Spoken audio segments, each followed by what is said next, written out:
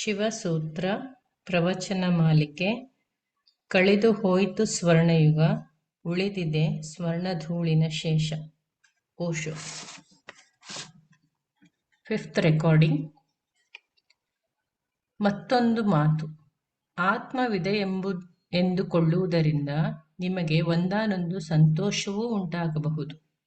ಶರೀರವು ಬಿದ್ದು ಹೋಗುವುದೆಂದು ನಿಮಗೆ ತಿಳಿದಿದ್ದರೂ ಆತ್ಮಕ್ಕೆ ಅಳಿವಿಲ್ಲ. ಅಗ್ನಿಯು ಅದನ್ನು ಸುಡಲಾರದು, ಯಾವ ಶಸ್ತ್ರವೂ ಅದನ್ನು ತುಂಡರಿಸಲಾರದು. ಮೃತ್ಯುವು ಅದಕ್ಕೆ ಯಾವ ಕುಂದನ್ನೂ ಉಂಟುಮಾಡದು ಎಂಬ ಮಾತು ನಿಮಗೆ ತಿಳಿಯುವುದರಿಂದ ಏನೋ ಒಂದು ಸಮಾಧಾನ ನಿಮ್ಮ ಮನಸ್ಸಿಗೆ ಉಂಟಾಗುವುದು. ನಿಮ್ಮ ಧೈರ್ಯಕ್ಕೂ ಏಣಿಕೊಟ್ಟಂತೆನಿಸಬಹುದು.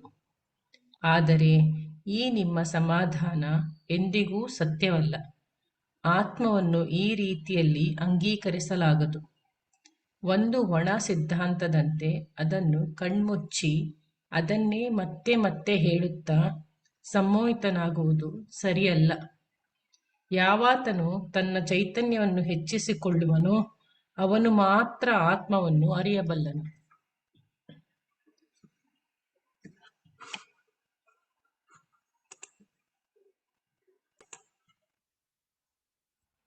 ನಿಮ್ಮ ಚೈತನ್ಯಕ್ಕೆ ಬೂದಿ ಮುಸುಕದಂತೆ ನೀವು ಬಾಳಬೇಕು. ನಿಮ್ಮೊಳಗಿನ ಬೆಂಕಿಯ ಕಿಡಿ ಏಕಪ್ರಕಾರವಾಗಿ ಉರಿಯುತ್ತಿರಬೇಕು, ಪ್ರಕಾಶವನ್ನು ಸೂಸುತ್ತಿರಬೇಕು. ಪ್ರತಿಯೊಂದು ಕ್ಷಣವೂ ನೀವು ಜಾಗೃತರಾಗಿರಬೇಕು. ನಿದ್ರಾವಸ್ಥೆ ಕೂಡದು. ಮುಲ್ಲಾ ನಸರುದ್ದೀನನಿಗೆ ಒಂದು ಮಗು ಹುಟ್ಟಿತು. ಅವನಿಗೆ ಹಿಗ್ಗೋ ಹಿಗ್ಗು.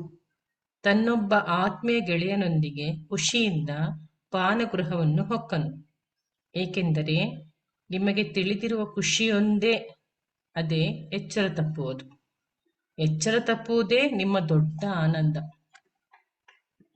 ಆದರೆ ಒಂದು ಮಾತು ಮಾತ್ರ ಬಲು ಸ್ವಾರಸ್ಯ.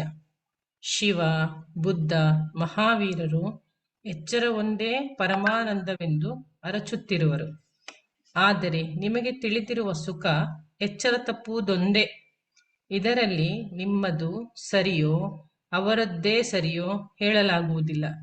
ಇಬ್ಬರದೂ ಸರಿಯೆಂದಂತೂ ಹೇಳಲಾಗದು. ಮುಲ್ಲಾ ನಸರುದ್ದೀನ್ ಅಂತೂ ಬಾರ್ ಹೊಕ್ಕ. ಹುಟ್ಟಿದ ಮಗುವನ್ನು ನೋಡಲು ಮೊದಲು ಅವನು ಆಸ್ಪತ್ರೆಗೆ ಹೋಗಬೇಕಿತ್ತು. ಆದರೆ ಅವನು ಹೊಕ್ಕದ್ದು ಪಡಕಾನೆ. ಮೊಟ್ಟ ಮೊದಲು ಖುಷಿ ಪಡಬೇಕೆಂದು ಅವನಿಗೆನಿಸಿತು. ಎಷ್ಟೋ ವರ್ಷಗಳ ಬಯಕೆ ಈಗ ಈಡೇರಿತು. ಮತ್ತೇನು, ಅವನು ಅವನ ಗೆಳೆಯನು ನೆತ್ತಿಗೇರುವಂತೆ ಪಟ್ಟಾಗಿ ಕುಡಿದು ನಂತರ ಆಸ್ಪತ್ರೆಗೆ ಹೋದರು. ಗಾಜಿನ ಕಿಟಕಿಯ ಮೂಲಕ ಒಳಗೆ ಇಣುಕಿ ನಸರುದ್ದೀನ್ ಗಟ್ಟಿಯಾಗಿ ಅಳತೊಡಗಿದ. ಅವನು ತನ್ನ ಗೆಳೆಯನೊಂದಿಗೆ ಹೇಳಿದ, ಮೊದಲನೆಯದಾಗಿ ಮಗು ನನ್ನ ಹಾಗೆ ಇಲ್ಲವೇ ಇಲ್ಲ. ತಾನು ಹೇಗಿದ್ದೇನೆಂದು ಅವನಿಗೆ ತಿಳಿಯದು. ತನ್ನ ಆಕೃತಿ ಹೇಗಿದೆ ಎಂದು ಅವನಿಗೆ ತಿಳಿಯದು. ಆದರೆ ಅವನು ಹೇಳುತ್ತಿರುವುದು ತನ್ನ ಮಗು ತನ್ನ ಹಾಗೆ ಇಲ್ಲ ಎಂದು. ಎರಡನೆಯದಾಗಿ ಮಗು ತುಂಬಾ ಚಿಕ್ಕದೆಂದು ಅವನಿಗನಿಸುತ್ತಿದೆಯಂತೆ. ಇಷ್ಟು ಚಿಕ್ಕ ಮಗುವನ್ನು ತೆಗೆದುಕೊಂಡು ಮಾಡುವುದಾದರೂ ಏನು? ಇದು ಬದುಕಿ ಉಳಿದೀತೆ ಎಂದು ಅವನು ಗೆಳೆಯನಿಗೆ ಕೇಳುತ್ತಿರುವನು. ಅದಕ್ಕೆ ಗೆಳೆಯ ಗಾಬರಿಯಾಗಬೇಡ, ನಾನೂ ಹುಟ್ಟಿದಾಗ 3 ಪೌಂಡ್ ತೂಕ ಇದ್ದೆ ಎಂದನಂತೆ. ಇದನ್ನು ಕೇಳಿ ನಸರುದ್ದೀನ್, ಹಾಗಾದರೆ ನೀನು ಉಳಿದಿದ್ದೀಯಾ ಎಂದು ಕೇಳಿದ. ಗೆಳೆಯನಿಗೂ ಸಂಶಯ ಹುಟ್ಟಿತು. ಏಕೆಂದರೆ ಅವನೂ ಪಟ್ಟಾಗಿ ಕುಡಿದಿದ್ದ. ಮೈಮೇಲಿನ ಪರಿವೇ ಇರಲಿಲ್ಲ. ಸರಿಯಾಗಿ ಹೇಳಲಾರೆ ಎಂದನಂತೆ.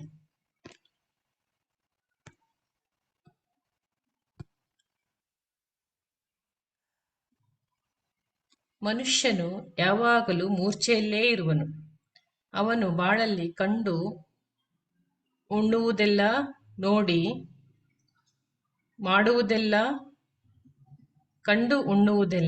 ನೋಡಿ ಮಾಡುವುದೆಲ್ಲ ಮೂರ್ಛೆಯಲ್ಲಿ. ಎಲ್ಲವೂ ಮುಸುಕು ಮುಸುಕು, ಮಬ್ಬು ಮಬ್ಬು, ಯಾವುದೊಂದೂ ಸ್ಪಷ್ಟವಿಲ್ಲ. ನೀವು ನೋಡುವುದೆಲ್ಲ ಅಸ್ಪಷ್ಟ, ಮಾಡುವುದೆಲ್ಲ ಅಸ್ಪಷ್ಟ. ಒಂದೇ ಒಂದು ಸುಖ, ಅದು ಸಿನಿಮಾ ಇರಬಹುದು, ಸಂಗೀತವಿರಬಹುದು, ಅಥವಾ ಸೆಕ್ಸ್ ಇರಬಹುದು. ಏನೇ ಇರಲಿ, ನಿಮ್ಮನ್ನು ನೀವು ಮರೆತುಕೊಳ್ಳುವುದನ್ನೇ ಸುಖವೆಂದುಕೊಂಡಿರುವಿರಿ. ಮರೆವನ್ನು ಸುಖವೆಂದು ಭ್ರಮಿಸುವಿರಿ. ಅದಕ್ಕೆ ಕಾರಣವೂ ಇಲ್ಲದಿಲ್ಲ. ಎಚ್ಚರವಾಗಿದ್ದಲ್ಲಿ, ನಿಮ್ಮ ವಿವೇಕವು ಜಾಗೃತವಾಗಿದ್ದಲ್ಲಿ, ನಿಮಗೆ ಜೀವನದಲ್ಲಿ ದುಃಖವೊಂದಲ್ಲದೆ ಮತ್ತಾವುದೂ ಕಾಣಬರುವುದಿಲ್ಲ. ಆದ್ದರಿಂದ ನೀವು ನಿಮ್ಮನ್ನು ಮರೆಯಲು ಯತ್ನಿಸುವಿರಿ. ಇಲ್ಲವಾದರೆ ನಿಮಗೆ ಸುತ್ತಮುತ್ತ ಬರೀ ಕುರೂಪತೆಗಳೇ ಕಣ್ಣಿಗೆ ಬೀಳುವವು. ನನ್ನೋರ್ವ ಮಿತ್ರರು ಇನ್ನೂ ಅವಿವಾಹಿತರಾಗಿಯೇ ಇರುವರು. ಅದೇಕೆ ಮದುವೆಯಾಗಲಿಲ್ಲ ಎಂದು ಕೇಳಿದೆ. ಅದಕ್ಕೆ ಅವರು, ಮಾಡುವುದೇನು, ಪರಿಸ್ಥಿತಿ ಹಾಗೆ ಬಂತು. ನಾನೊಬ್ಬ ಹುಡುಗಿಯನ್ನು ಪ್ರೀತಿಸುತ್ತಿದ್ದೆ. ನಾನು ಮದ್ಯಪಾನ ಮಾಡಿದಾಗ ಆ ಹುಡುಗಿ ನನಗೆ ಚೆನ್ನೆನಿಸುತ್ತಿದ್ದಳು. ಆಗ ನಾನು ಅವಳನ್ನು ಮದುವೆಯಾಗಲು ಸಹ ಸಿದ್ಧನಾಗುತ್ತಿದ್ದೆ. ಅವಳೇ ಒಪ್ಪುತ್ತಿರಲಿಲ್ಲ. ಇನ್ನು ನಾನು ಮದ್ಯಪಾನ ಮಾಡದೆ ಎಚ್ಚರದಲ್ಲಿರುವಾಗ ಅವಳು ಒಪ್ಪುತ್ತಿದ್ದಳು. ಆಗ ನಾನೇ ಒಪ್ಪುತ್ತಿರಲಿಲ್ಲ. ಹೀಗಾಗಿ ನಮ್ಮ ಮದುವೆ ತಪ್ಪಿತು. ಮತ್ತೇನೇ ಉಪಾಯ ಮಾಡಿದರೂ ಅದು ಸರಿ ಹೋಗಲಿಲ್ಲ ಎಂದರು. ಅದೇ ರೀತಿ ನೀವು ಕಣ್ತೆರೆದು ನೋಡಿದರೆ ನಿಮ್ಮ ಸುತ್ತಮುತ್ತ ಎಲ್ಲಾ ಕಡೆ ದುಃಖ ದುಮ್ಮಾನಗಳೇ ಕಾಣಬರುವುವು. ನಿದ್ರಾವಸ್ಥೆಯಲ್ಲಿ ಎಲ್ಲವೂ ಚೆನ್ನಾಗಿ ತೋರುವುದು. ಆದ್ದರಿಂದ ಚೈತನ್ಯವೇ ಆತ್ಮ ಎಂಬುದು ನಿಮಗೆ ಅಸಾಧ್ಯವೆನಿಸುವುದು. ಈ ಕಾರಣದಿಂದಲೇ ಇದನ್ನು ತಪಶ್ಚರ್ಯವೆನ್ನುವುದು. ಮೊದಲು ನೀವು ಅನೇಕ ದುಃಖಗಳ ಮೂಲಕ ಹಾದು ಹೋಗಬೇಕಾಗುವುದು. ಓರ್ವ ವ್ಯಕ್ತಿಯು ಜಾಗೃತನಾಗತೊಡಗಿದರೆ ಮೊದಮೊದಲು ಅವನು ದುಃಖವನ್ನೇ ಎದುರಿಸಬೇಕು. ಏಕೆಂದರೆ ಜನ್ಮಾಂತರಗಳಿಂದ ನೀವು ಬೆಳೆಸುತ್ತಾ ಬಂದಿರುವುದು ದುಃಖದ ಬೆಳೆಯನ್ನೇ. ನೀವೇ ನಿರ್ಮಿಸಿಕೊಂಡ ದುಃಖ ಪರಂಪರೆಗಳನ್ನು ನೀವಲ್ಲದೆ ಬೇರಾರು ತಾನೇ ಅನುಭವಿಸಲಾದೀತು. ಇದನ್ನೇ ನಾವು ಕರ್ಮ ಎಂದಿದ್ದೇವೆ.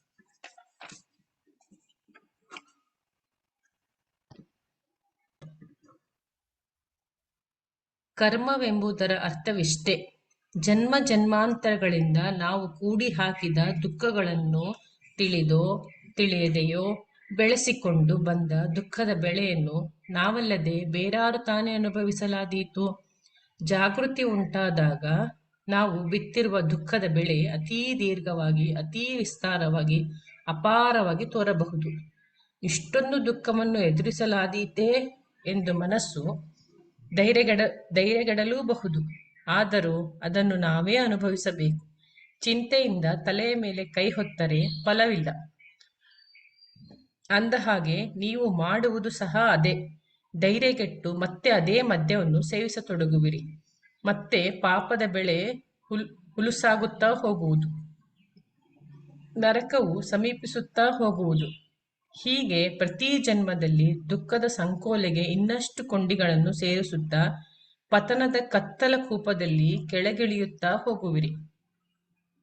ಹಾಗಲ್ಲದೆ ಆದಷ್ಟು ಶೀಘ್ರವಾಗಿ ನೀವು ನಿಮ್ಮನ್ನು ಎಚ್ಚರಿಸಿಕೊಂಡಲ್ಲಿ ದುಃಖ ದುಮ್ಮಾನಗಳ ದಾರುಣ ದೃಶ್ಯಗಳನ್ನು ಕಣ್ತೆರೆದು ನೋಡುವ ಕೆಚ್ಚನ್ನು ಸಂಪಾದಿಸಿಕೊಂಡಲ್ಲಿ ಆ ದುಃಖಗಳಿಂದ ಪಾರು ಕಾಣಬಹುದು.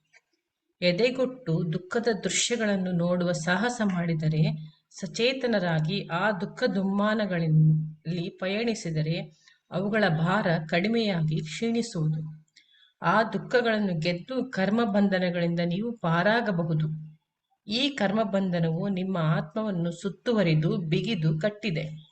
ನಿಮ್ಮ ಪೂರ್ಣವಾದ ಅವಲೋಕನದಿಂದ ನೀವು ಈ ಕರ್ಮಬಂಧನವನ್ನು ಕಳೆದುಕೊಂಡು ನಿರ್ದೋಷವಾದ ನಿಮ್ಮ ಶೈಶವ ಅವಸ್ಥೆಗೆ ಹಿನ್ನಡೆಯಬಹುದು. ಪರಮ ಪವಿತ್ರವಾದ ಹಸುಳೆಯ ಸ್ಥಿತಿಗೆ ಮುಟ್ಟಬಹುದು. ಆಗ ನೀವು ಶಿವನು ಹೇಳಿರುವ ಚೈತನ್ಯಮಾತ್ಮ ಎಂಬ ಸೂತ್ರದ ಬಳಿಗೆ ಸಾರುವಿರಿ. ಒಂದೇ ಒಂದು ಬಾರಿ ನಿಮ್ಮ ಚೈತನ್ಯದಲ್ಲಿ ನೀವು ಪ್ರತಿಷ್ಠಿತರಾದರೆ ನಿಮಗಾವ ದುಃಖದ ಬಾಧೆಯೂ ಇರದು. ಏಕೆಂದರೆ ದುಃಖವೆಂಬುದು ನೀವೇ ನಿಮಗೆ ನಿರ್ಮಿಸಿಕೊಳ್ಳುವ ಬಲೆ. ಎಚ್ಚರ ತಪ್ಪಿದವನು ಮಾತ್ರ ತನಗೆ ತಾನು ದುಃಖವನ್ನು ಬಿಟ್ಟಿಕೊಳ್ಳುವನು. ಕುಡುಕನೊಬ್ಬ ದಾರಿಯಲ್ಲಿ ಏಳುತ್ತಾ ಬೀಳುತ್ತಾ ಹೋಗುವುದನ್ನು ನೋಡಿರುವಿರೇನು? ನಿಮ್ಮ ಜೀವನವೂ ಹಾಗೆಯೇ. ನೀವು ಕಾಲಿಡಬೇಕೆಂದುಕೊಳ್ಳುವುದೇ ಎಲ್ಲೋ, ಹೆಜ್ಜೆ ಇಡುವುದೇ ಇನ್ನೆಲ್ಲೋ. ನೀವು ಹೊರಟಿರುವುದು ಒಂದೆಡೆ, ಆದರೆ ಹೋಗುವುದು ಇನ್ನೊಂದೆಡೆ. ಏನೋ ಮಾಡಬೇಕೆಂದುಕೊಂಡಿದ್ದೀರಿ, ಆದರೆ ಆದುದು ಬೇರೆಯೇ. ಏನೋ ಹೇಳಬೇಕೆಂದಿದ್ದೀರಿ, ಮತ್ತೇನೋ ಹೇಳಿ ಮನೆಗೆ ಬಂದೀರಿ. ಈ ಪಾಡು ಪ್ರತಿದಿನ ನಡೆಯುವಂಥದ್ದು. ಏಕೆ ಹೀಗಾಗುತ್ತಿರುವುದೆಂದು ನಿಮಗೆ ತಿಳಿಯುತ್ತಿಲ್ಲ. ಒಬ್ಬರ ಬಳಿಗೆ ಕ್ಷಮೆ ಕೇಳಲು ಹೋಗಿ ಅವರೊಂದಿಗೆ ಜಗಳವಾಡಿ ಬಂದೀರಿ.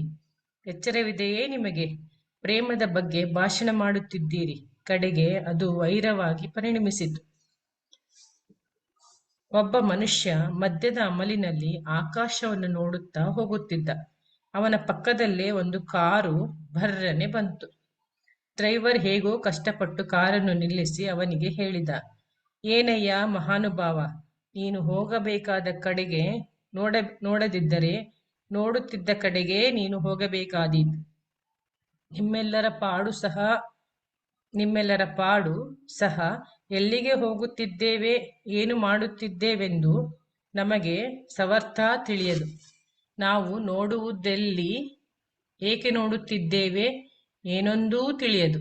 ಬರಿದೇ ಹೋಗುತ್ತಿದ್ದೇವೆ, ಸುಮ್ಮನೆ ನೋಡುತ್ತಿದ್ದೇವೆ. ಒಳಗಡೆ ಏನೋ ಒಂದು ಅಶಾಂತಿ ಇದೆ, ತಳಮಳವಿದೆ. ಅದು ನಮ್ಮನ್ನು ಸುಮ್ಮನಿರಗೊಡುವುದಿಲ್ಲ. ಒಳಗಿನ ಒಂದಾನೊಂದು ಶಕ್ತಿ ನಮ್ಮನ್ನು ಮನಬಂದಂತೆ ನಡೆಸಿಕೊಂಡು ಹೋಗುತ್ತಿದೆ. ಹೀಗಾಗಿ ನಾವು ಮಾಡುವುದೊಂದು, ಆಗುವುದಿನ್ನೊಂದು.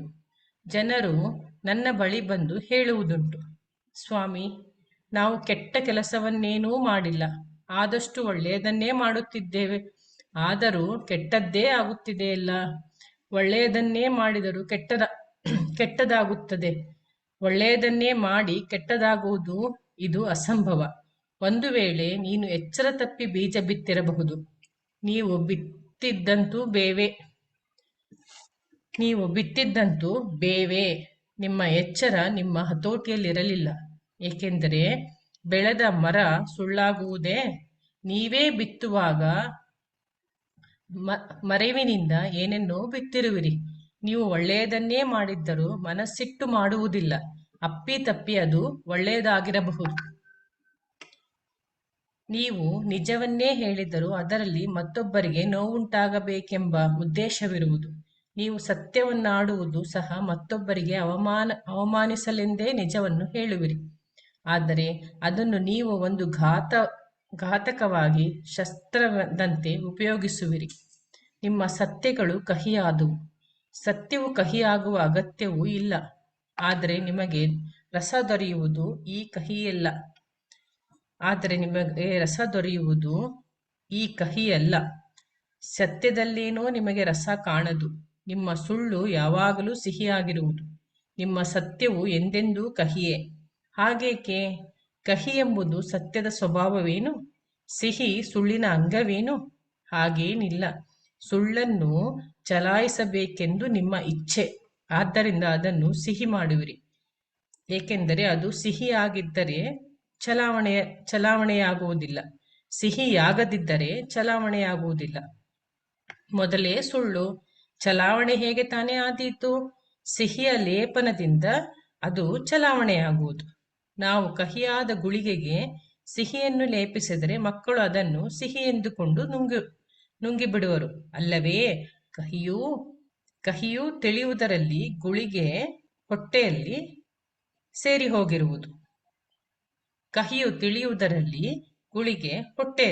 ಹೋಗಿರುವುದು. ನೀವು ಸುಳ್ಳನ್ನು ಸಿಹಿ ಮಾಡುವಿರಿ, ಏಕೆಂದರೆ ಅದನ್ನು ಚಲಾವಣೆ ಮಾಡಬೇಕೆಂದು. ಸತ್ಯವನ್ನು ಕಹಿ ಮಾಡುವಿರಿ, ಏಕೆಂದರೆ ಸತ್ಯದ ಹೆಸರಿನಲ್ಲಿ ನೀವು ಮತ್ತೊಬ್ಬರಿಗೆ ನೋವುಂಟು ಮಾಡುವಿರಿ. ಆದರೆ ಅದರ ಚಲಾವಣೆ ನಿಮಗೆ ಬೇಕಿಲ್ಲ. ಸತ್ಯವನ್ನು ನೀವು ಎಂತಹ ಪ್ರಸಂಗದಲ್ಲಿ ಉಪಯೋಗಿಸುವಿರೆಂದು ಬಲ್ಲಿರೇನು? ಅದು ಸುಳ್ಳಿಗಿಂತಲೂ ಕೇಳೆನಿಸಬೇಕು. ಆಗ ಮಾತ್ರ ನೀವು ಸತ್ಯವನ್ನು ಉಪಯೋಗಿಸುವಿರಿ. ಆಗ ಮಾತ್ರ ನಿಜ ಹೇಳುವಿರಿ. ಎಚ್ಚರ ತಪ್ಪಿದವರು ನೀವು ಏನು ಮಾಡುತ್ತಿರುವಿರೆಂಬ ಪರಿವೇ ನಿಮಗೆ ಎಳ್ಳಷ್ಟೂ ಇಲ್ಲ. ಇದನ್ನು ನೀವು ಎಚ್ಚರದಿಂದ ನೋಡತೊಡಗಿರಿ.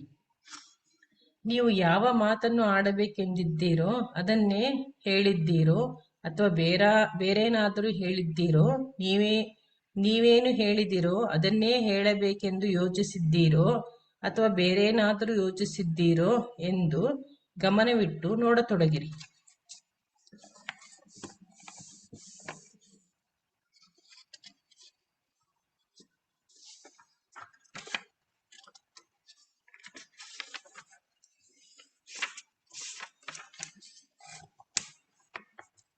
ಮಾರ್ಕ್ ಟ್ವೇನ್ ಒಂದು ರಾತ್ರಿ ಮನೆಗೆ ಬರುತ್ತಿದ್ದ. ಅವನ ಪತ್ನಿ ಮನೆಗೆ ಬಂದ ಮೇಲೆ ಕೇಳಿದಳು, ಹೇಗಿತ್ತು ನಿಮ್ಮ ಭಾಷಣ? ಅವನು ಒಂದು ಭಾಷಣಕ್ಕಾಗಿ ಹೋಗಿದ್ದ. ಅವನೆಂದ, ಯಾವ ಭಾಷಣ? ನಾನು ತಯಾರಿಸಿಕೊಂಡಿದ್ದ ಭಾಷಣವೇ ಅಥವಾ ಅಲ್ಲಿ ಮಾಡಿ ಬಂದ ಭಾಷಣವೇ? ಮನುಷ್ಯನು ಮನಸ್ಸಿನಲ್ಲಿ ತಯಾರಿಸಿಕೊಳ್ಳುವುದು ಒಂದು, ಮಾಡುವುದು ಇನ್ನೊಂದು. ಇವೆರಡರಲ್ಲೂ ಬಹಳ ವ್ಯತ್ಯಾಸವಿದೆ. ಇಷ್ಟೇ ಅಲ್ಲ, ಮಾಡಿ ಬಂದ ನಂತರ ಹಿಂದಿರುಗುವಾಗ ಹೀಗೆ ಮಾಡಿದ್ದರೆ ಚೆನ್ನಾಗಿತ್ತು ಎಂದುಕೊಳ್ಳುವುದು ಮೂರನೆಯದು. ಈ ಮೂರಕ್ಕೂ ಬಹು ಅಂತರ. ಎಚ್ಚರವಿದೆಯೇ? ನಿಮ್ಮ ಗುರಿಯೆಲ್ಲವೂ ತಪ್ಪುತ್ತಲೇ ಇವೆ. ನಿಮ್ಮ ಜೀವನದಲ್ಲಿ ಒಮ್ಮೆಯಾದರೂ ಒಂದು ಗುರಿಯನ್ನು ಸಾಧಿಸಿದ್ದೀರಾ? ಕಣ್ಣು ಮುಚ್ಚಿ ಓರ್ವನು ಒಂದೇ ಸಮನಾಗಿ ಬಾಣಗಳನ್ನು ಬಿಟ್ಟರೆ ಒಂದಿಲ್ಲೊಂದು ಬಾರಿ ಅದು ಗುರಿಯನ್ನು ಭೇದಿಸುವುದು. ನಿಂತು ಹೋದ ಗಡಿಯಾರವು ಒಂದು ದಿನದಲ್ಲಿ 2 ಬಾರಿ ಸರಿಯಾದ ಸಮಯವನ್ನು ತೋರಿಸುವುದು. ಆದರೆ ನಿಮ್ಮ ಜೀವನದಲ್ಲಿ ಹೀಗೆ 2 ಬಾರಿಯಾದರೂ ಸರಿಯಾದ ಸಮಯವನ್ನು ತೋರಿಸುವಂತಹ ಘಟನೆ ಜರುಗಿದೆಯೇ? ನಿಂತು ಹೋದ ಗಡಿಯಾರಕ್ಕಿಂತಲೂ ಕಡೆಯಾದವರು ನೀವು. ಕತ್ತಲಿನಲ್ಲೂ ಒಂದೇ ಸಮನಾಗಿ ಓರ್ವನು ಬಾಣಗಳನ್ನು ಬಿಟ್ಟರೆ ಅದು ಒಮ್ಮಿಲ್ಲೊಮ್ಮೆ ಗುರಿಯನ್ನು ಮುಟ್ಟೀತು. ನೀವು ಪ್ರಖರವಾದ ಬೆಳಕಿನಲ್ಲಿ ಕಣ್ತೆರೆದು ಬಾಣಗಳನ್ನು ಬಿಡುತ್ತಲೇ ಇರುವಿರಿ, ಆದರೆ ಒಮ್ಮೆಯೂ ಅದು ಗುರಿ ಸೇರಲಿಲ್ಲ. ಕಾರಣವೇನಿರಬಹುದು? ಮುಲ್ಲಾ ನಸರುದ್ದೀನನಿಗೆ ಜಿಂಕೆ ಶಿಕಾರಿ ಮಾಡುವುದೆಂದರೆ ತುಂಬಾ ಇಷ್ಟ. 3ನೇ ಬಾರಿ ಅವನು ಶಿಕಾರಿ ಮಾಡಲೆಂದು ಕಾಡಿಗೆ ಬಂದ. ಕಾಡಿನಲ್ಲಿ ಒಂದು ವಿಶ್ರಾಂತಿ ಗೃಹ. ಅದರಲ್ಲಿ ತನ್ನ ಸಾಮಾನುಗಳನ್ನು ಇಟ್ಟ. ಶಿಕಾರಿಗೆಂದು ಹೊರಡುವ ಸಿದ್ಧತೆಯೆಲ್ಲ ಆಯಿತು. ತನ್ನ ಸೂಟ್ಕೇಸ್ ಬಿಚ್ಚಿದ. ಅದರೊಳಗೆ ಮೇಲ್ಭಾಗದಲ್ಲೇ ಒಂದು ದೊಡ್ಡ ಫೋಟೋ. ಆ ಫೋಟೋ ಕೆಳಗೆ ಅವನ ಹೆಂಡತಿ ಬರೆದಿದ್ದಳು, ಮುಲ್ಲಾ, ಜಿಂಕೆ ಎಂಬುದು ಹೀಗಿರುತ್ತದೆ. ಅವನಿಗೆ ಜಿಂಕೆ ಶಿಕಾರಿ ಇಷ್ಟವೇನೋ ಹೌದು, ಜಿಂಕೆ ಎಂದರೆ ಯಾವುದು ಎಂಬುದು ಮಾತ್ರ ತಿಳಿಯದು. ಬೇರೆ ಯಾವುದೋ ಪ್ರಾಣಿಯನ್ನು ಹೊಡೆದು ಬಡಿದು ಬಂದೀಯೇ? ಈ ಜಿಂಕೆಯ ಫೋಟೋವನ್ನು ಸರಿಯಾಗಿ ನೋಡಿಕೊ. ನೀವು ಎಲ್ಲೆಡೆಗಳಲ್ಲೂ ತಪ್ಪಿರುವಿರಿ. ಇದೇ ನಿಮ್ಮ ಬಾಳಿನ ಗೋಳು. ಹೀಗೆ ತಪ್ಪಲು ಕಾರಣ ಇಷ್ಟೇ, ನಿಮ್ಮಲ್ಲಿ ಎಚ್ಚರವಿಲ್ಲ. ಆದುದರಿಂದ ನೀವು ಏನೇ ಮಾಡಿದರೂ ಅದನ್ನು ಎಚ್ಚರವಿಟ್ಟು ಮಾಡಿರಿ. ಎದ್ದರೆ ಎಚ್ಚರದಿಂದ ಏಳಿರಿ, ಕುಳಿತರೆ ಎಚ್ಚರದಿಂದ ಕುಳಿತುಕೊಳ್ಳಿ. ಮಹಾವೀರನು ಹೇಳಿರುವನು, ವಿವೇಕವಿಟ್ಟು ನಡೆಯಿರಿ, ವಿವೇಕದಿಂದ ಕೂಡಿರಿ, ವಿವೇಕದಿಂದ ಊಟ ಮಾಡಿ, ವಿವೇಕವಿಟ್ಟು ಮಾತನಾಡಿ, ಮಲಗಿದರೂ ವಿವೇಕದಿಂದ ಮಲಗಿರಿ. ಮಹಾವೀರನೊಂದಿಗೆ ಯಾರಾದರೂ ಸಾಧು ಯಾರೆಂದು ಕೇಳಿದರೆ ಅವರು ಹೇಳುತ್ತಿದ್ದರು, ಯಾವಾತನು ಅಮೂರ್ಛಿತನಾಗಿರುವನೋ ಅವನೇ ಸಾಧು. ಹಾಗಾದರೆ ಅಸಾಧು ಯಾರು? ಯಾವಾತನು ಮೂರ್ಛಿತನಾಗಿರುವನೋ ಅವನೇ ಅಸಾಧು ಎಂದು ಮಹಾವೀರನು ಹೇಳುತ್ತಿದ್ದನು. End of page number 30. Thank you.